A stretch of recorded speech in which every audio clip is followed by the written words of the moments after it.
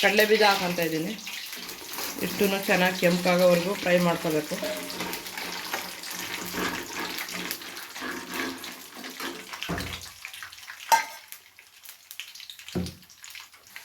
ಸಾಸಿವೆ ಹಾಕೊತಾ ಇದ್ದೀನಿ, ಸ್ವಲ್ಪ ಜೀರಿಗೆ ಹಾಕೊತಾ ಇದ್ದೀನಿ,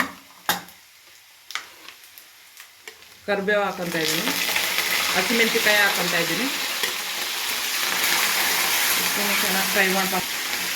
ಚೆನ್ನಾಗಿ ಫ್ರೈ ಮಾಡ್ಕೊತಾ ಇದ್ದೀನಿ. ಈರುಳ್ಳಿ ಹಾಕೊತಾ ಇದ್ದೀನಿ.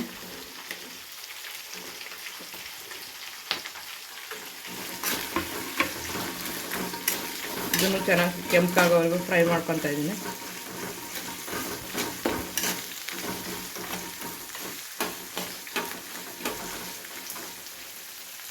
ಕೊತ್ತಂಬರಿ ಸೊಪ್ಪು ಹಾಕೊತಾ ಇದ್ದೀನಿ, ಕಾಯಿ ತುರಿ ಹಾಕೊತಾ ಇದ್ದೀನಿ,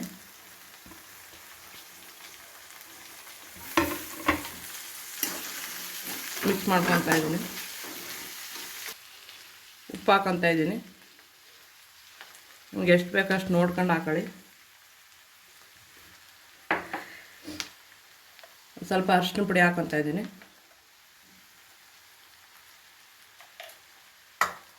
ಇದಾಯ್ತು. ಇವಾಗ ಸ್ಟವ್ ಆಫ್ ಮಾಡ್ಕೊಂಡು ನಿಂಬೆಹಣ್ಣು ಹಾಕೊತಾ ಇದ್ದೀನಿ.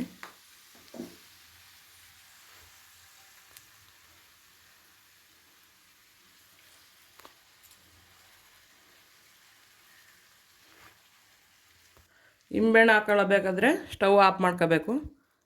ಹಂಗೆ ಹಾಕಿದ್ರೆ ಉರಿಯೋ ಟೈಮಲ್ಲಿ ಕಹಿ ಬರುತ್ತೆ ಅದು.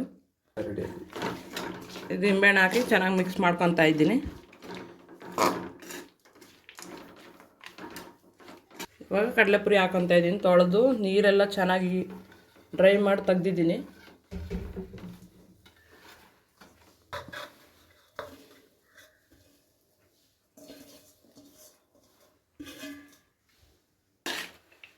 ಇವಾಗ ಕಡಲೆಪುರಿ ಹಾಕಿ ಚೆನ್ನಾಗಿ ಮಿಕ್ಸ್ ಮಾಡ್ಕೊತಾ ಇದ್ದೀನಿ.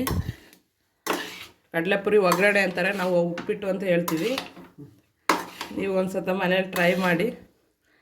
ವಿಡಿಯೋ ಇಷ್ಟ ಆದರೆ ಲೈಕ್ ಮಾಡಿ, ಶೇರ್ ಮಾಡಿ, ಸಬ್ಸ್ಕ್ರೈಬ್ ಮಾಡಿ.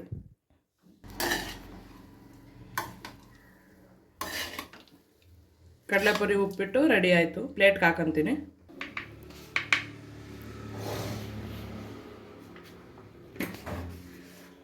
ಅದು